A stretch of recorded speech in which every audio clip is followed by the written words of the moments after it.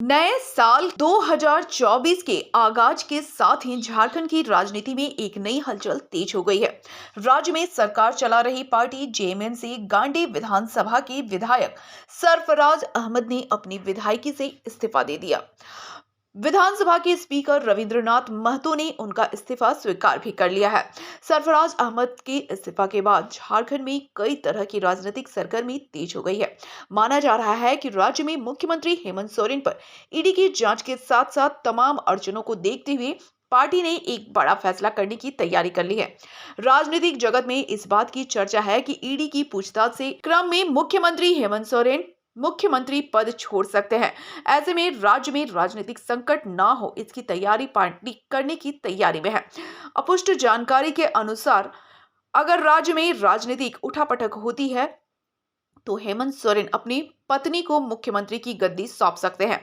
ऐसे में उनके लिए सरफराज अहमद की सीट पर से उन्हें चुनाव लड़ाया जा सकता है, क्योंकि अगर बिना विधायक बने किसी को सीएम चुना जाता है तो उसे 6 माह के अंदर विधायक का चुनाव जीत कर आना होगा।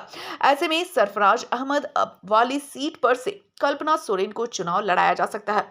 कल्पना सोरेन उड़ीसा की निवासी हैं। ऐसे में वे राज्य में एसटी सीट से चुनाव नहीं लड़ सकती हैं, इसलिए उन्हें जनरल सीट से चुनाव जीतना होगा। गांडी विधानसभा का सीट जनरल सीट है और जरूरत पड़ने पर वे चुनाव लड़ सकेंगे। इधर सूत्र बताते हैं कि सरफराज अहमद को आने वाले मार्च में राज्यसभा भेजा जा सकता है।